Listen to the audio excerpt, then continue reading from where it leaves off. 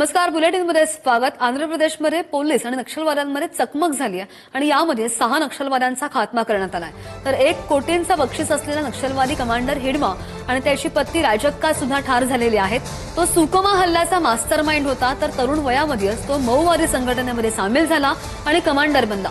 2013 मध्ये छत्तीसगडमधील दरभा व्हॅली हत्याकांडामध्ये तो मुख्य सूत्रधार होता आणि ज्यामध्ये काँग्रेसच्या वरिष्ठ नेत्यांसह 27 जणांचा मृत्यू झाला होता।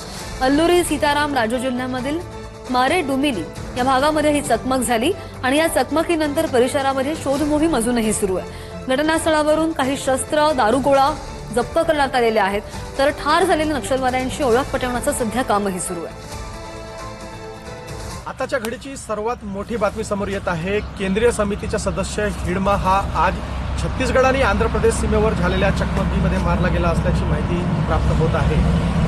हिडमाच्या सोबत तिच्या पत्नीला सुद्धा कंठस्नान घालण्यामध्ये पोलिसांना खूप मोठे यश आले आहे। आज एकूण 6 नक्षल्यांचा खात्मा करण्यात आलेला आहे, त्यामध्ये हिडमाचा सुद्धा समावेश आहे। मागील काही वर्षांपासून हिडमाने छत्तीसगडमध्ये खूप मोठी दहशत निर्माण केलेली होती। सुकमा जिल्ह्यातील पुवर्ती या गावातील रहिवासी असलेल्या हिडमाचे शिक्षण 10वी पर्यंत झालेले आहे आणि एकूण 1 कोटीपेक्षा जास्त बक्षीस असलेला हिडमाला आज कंठस्थान घालण्यामध्ये पोलिसांना खूप मोठे यश आलेले आहे। महत्त्वाचे म्हणजे नुकतेच काही दिवसापूर्वी छत्तीसगडचे उपमुख्यमंत्री तसेच गृहमंत्री विजय शर्मा यांनी पुवर्ती या गावाला भेट देऊन हिडमाच्या आईला एक भावनात्मक आव्हान सुद्धा केलेले होते। परंतु आताच्या घडीची सर्वात मोठी बातमी समोर येत आहे, त्यामध्ये हिडमा आता मारला गेला असल्याची बातमी समोर आलेली आहे।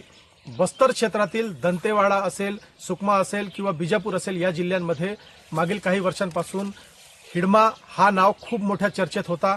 महत्त्वाच्या गनिमी कावामध्ये सुद्धा तो महारथ होता आणि कित्येक मोठ्या घटनांमध्ये त्याचा प्रत्यक्ष आणि अप्रत्यक्षपणे सुद्धा सहभाग होता।